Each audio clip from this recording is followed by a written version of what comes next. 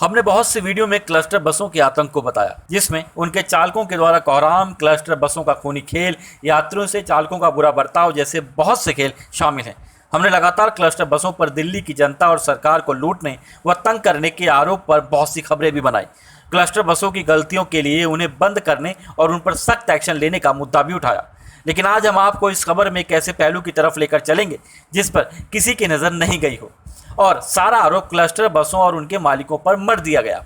लेकिन इन बसों के कोहराम के लिए इन बसों के अलावा दो और लोग जिम्मेदार हैं, जिन पर शायद किसी की नज़र नहीं गई, या यूँ कह सकते हैं कि सब जिम्मेदारी उन्हीं दो समूहों की है। शायद आपको पता हो कि जिस तरह दिल्ली में इन दिनों क्लस्टर बसों ने सड़कों पर खूनी तांडव मचा रखा है, ठीक वैसा ही तांडव कई वर्षों पहले ब्लू लाइन बसों ने मचा रखा था। आखिरकार कोर्ट ने इस मुद्दे पर खुद संज्ञान लेकर आदेश पारित किया और इन बसों के परमिट को रिन्यू करने से मना कर दिया, और ब्लू लाइन बसें दिल्ली की सड़कों से गायब हो गई। इसकी पूरी जिम्मेदारी इन बसों के चलाने वालों व मैनेजमेंट की थी, इसलिए उन्हें सजा भी मिली। कोर्ट ने अपने फैसले में दिल्ली की जनता को परेशानी न हो, इसके लिए दिल्ली सरकार और परिवहन विभाग को दिल्ली में क्लस्टर स्कीम के तहत बसें चलवाने का आदेश पारित किया।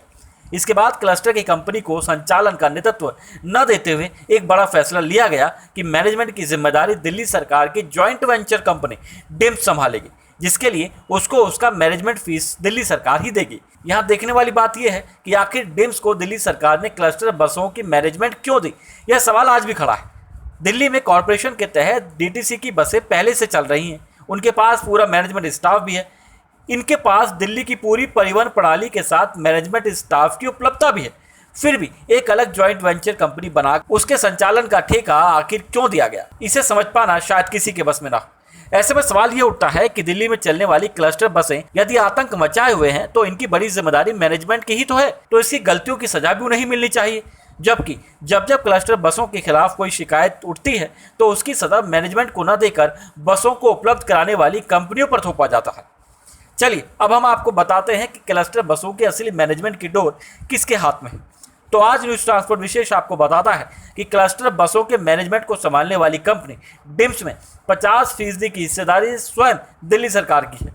तो अब सवाल ये उठता है कि क्या यही कारण है कि दिल्ली सरकार कोई एक्शन नहीं ले रही। वही डिम्स भी इसलिए अपनी दादागिरी दिखा रहा है और निडर होकर सब कुछ कर रहा है। क्लस्टर बसों के चालकों को तो सजा मिल जाती है, लेकिन इतनी लचर और लापरवाह मैनेजमेंट को सजा कौन देगा, ये एक बड़ा सवाल है। सवाल तो ये भी है कि यदि क्लस्टर बसों में चालक जमकर एक्सीडेंट कर रहे हैं, क्लस्टर बसों में क्रिमिनल चालकों की भर्ती हो रही है, तो इसकी सजा मैनेजमेंट कंपनियों को क्यों नहीं मिलनी चाहिए। क्योंकि मैनेजमेंट ने शायद ऐसी लचर पॉलिसी बनाई है कि कोई भी मुंह उठाए आता है और चालक बन जाता है। डीटीसी की तरह शायद चालकों के लिए कोई टेस्ट, ट्रेनिंग और अनुभव की आवश्यकता नहीं देखी जाती। कुल मिलाकर क्लस्टर बसों ने दिल्ली में जो माहौल बिगाड़ा है, उसके बाद भी उन पर कोई कार्रवाई न होना स्कूल के दिनों की याद दिलाता है, जहां बच्चे अक्सर ये कहते हुए बेखौफ और गुंडागर्दी करते थे कि उनके पीछे किसी बड़े पावर वाले आदमी का हाथ है। खैर, शायद इसलिए अभी तक माननीय न्यायालय ने भी इस तरफ कोई ध्यान नहीं दिया और न ही कोई संज्ञान लिया कि लगातार सड़कों पर खून की होली खेलने वाली ये बसें आखिर चल क्यों रही हैं। दिल्ली सरकार और डिम्स को भले ही इन बसों से आर्थिक लाभ हो रहा हो, लेकिन दिल्ली की जनता के लिए तो ये बसें महज हत्यारे ही हैं, जो आए दिन उनसे उनके अपनों को छीन रही हैं। आखिर में एक सवाल ये भी बनता है कि जब प्राइवेट बस ऑपरेटरों के मालिकों को एज ए मैनेजमेंट सजा दी जाती है, तो यहाँ पर इस मैनेजमेंट को सजा क्यों नहीं। डिम्स मैनेजमेंट से जुड़े और भी खुलासे हम करते रहेंगे। इसके लिए न्यूज़ ट्रांसपोर्ट विशेष की अगली खबरों को देखना न भूलें। न्यूज़ ट्रांसपोर्ट विशेष ब्यूरो रिपोर्ट, दिल्ली।